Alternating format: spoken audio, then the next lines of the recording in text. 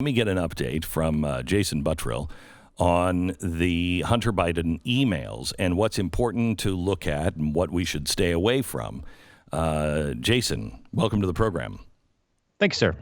So tell me what happened this weekend, because there's some new things coming out, and I don't even want to. I mean, I haven't looked into any of the porno stuff because it's so nasty. But what is happening that is new this weekend? What's interesting I've been questioning the rollout of a lot of this information. It took forever. They didn't do it till a couple weeks ago. When I start questioning that, I see what happened over the weekend, and then you realize why they waited so late, because it was basically radio silent over the weekend. There wasn't a whole lot of reporting on this. There's no mainstream media traction on this whatsoever. The little tidbits that we are getting kind of hint, I think, at something, a broader case that they're building. There's two things that, and the stories are revolving around it, but there's two things that I think that we should be looking at. One, money laundering. I think that is first and foremost. If you're going to, catch the entire Biden family and possibly even Joe Biden himself in an actual crime that was committed, I think it would revolve around money laundering. A story that came out over the weekend was text messages, and this is what we're kind of working with text messages from former employees, former people that worked for the Bidens, and emails that used to work for the Bidens. And this is outside the laptop. This has nothing to do with the laptop whatsoever. Right. And a lot of these employees, they're basically disgruntled employees that said, look, we're tired of going down for this stuff. And then the Bidens always get off scot-free. One Bob Alinsky text that was revealed showed that Hunter Biden was actually looking at setting up, there's no other way to call it, a shell company. He discussed setting up the shell company specifically designed so that he could evade foreign service marking. Yeah, exactly. Right. You mentioned this text with your previous interview with McCarthy. I don't really know what to make of that, and that's kind of why I really wish some of these outlets would say where they're getting this information from. Even the mainstream pundits that were even talking about this said, look, it looks like a real text. We're not sure why it comes from Russia. Now, there's tons of reasons why it could. I mean, a lot of these business deals were being done all over the world, so it could have just been, screenshotted while they were in Russia. We don't know at this moment, but the one thing is pretty much consensus is that it's real. It's not fake. Another story that came out over the weekend was a little bit more clarification on that relationship with the Moscow mayor's wife. And this is another disgruntled employee, John Galanis. He was found in a court filing in January that basically said right up, the Bidens were involved through Rosemont Seneca in a money laundering scheme. That's what it was all about. Some of the emails talked about how specifically she was giving them money to invest in U.S. companies for that reason, to evade scrutiny. And they had a lot of problems setting up, as you go through the emails, setting up these relationships. U.S. banks didn't want to deal with her because she was dirty, but Rosemont Seneca, Hunter Biden's company, was helping her do that. How many more of these, and how many more of these cases span when Joe Biden was president? Because we've tracked all these deals going back since at least 2014, probably even before that. So there's a lot more that I think we need to get down to. And another story is beyond the money laundering is pay to play. How much was that involved? There was a story that dropped just today from the National Pulse. They have hands-on emails that talk about Hunter Biden was was facilitating a relationship between a Russian billionaire and inviting his clientele into the White House.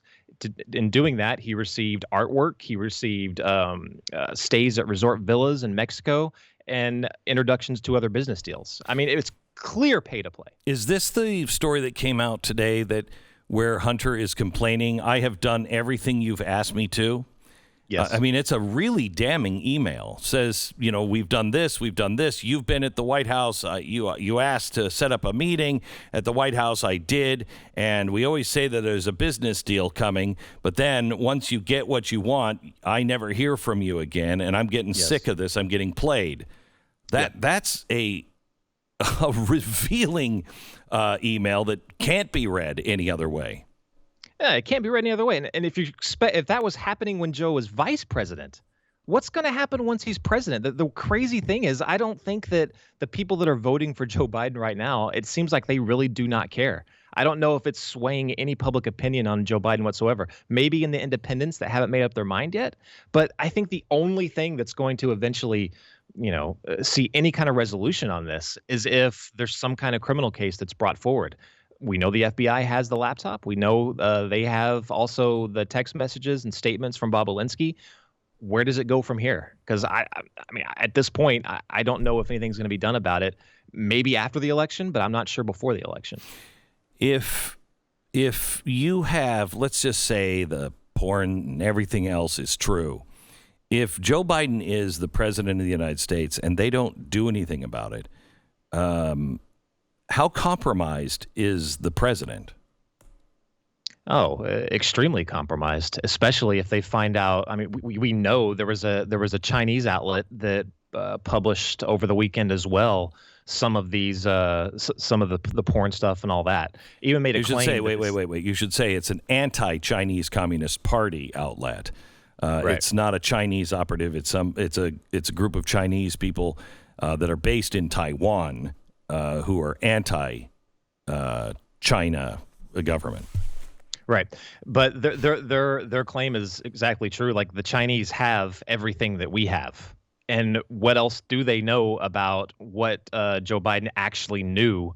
Did he have any kind of, knowledge of some of this stuff, some of the more salacious stuff that's being found on that laptop? Did Joe know about any of that? Now, if they know that Joe secretly, was aware of it, that's blackmail material.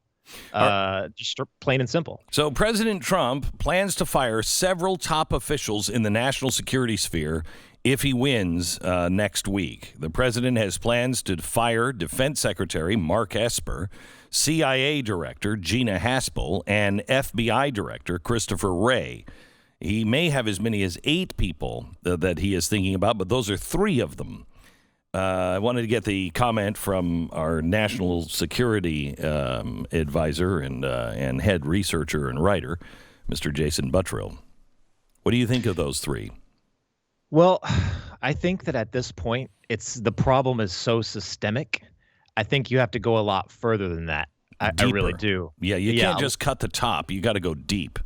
And that is where I think that will be the big problems. That's where you have your Andy McCabe's. It's like that next level type of people, and then they've got a whole fleet of other people. And it's really kind of like the problem of that we just had 8 years of the Obama administration, that worldview. All of them were in lockstep. They've, I'm sure, infiltrated multiple different levels of the entire national security apparatus. But I think that could actually be a good first step if you get a strong person that's not afraid of what can only be called the deep state, someone within the CIA that's going to really, get to the bottom of weeding out the people that are not going to be basically political pundits, but they're going to do their job. Think about that letter from 50 former CIA and intelligence officials that said that this was the laptop and all this stuff was Russian propaganda and disinformation. Yeah. Now, they were able to get 50 to comment on something, to give an opinion on something they never even seen. Right. See, intelligence analysts don't do that, but they were able to get them. How many more are still within the system? I'm sure it's going to be expansive. Well, they had to have. I bet you a lot of friends reached out that are still in the system and reached out to them and said, hey, you got to do something about this. And because we can't. And it's clear they didn't see any of it. None of them had any information. They just said, this is what it would look like if Russia did it. Well, that doesn't mean Russia did it. And it was accepted by the press as, well, then Russia did it. And go ahead. And despite the fact that, the National Intelligence Director said that's not what this is. Correct. Correct. Ridiculous. Correct.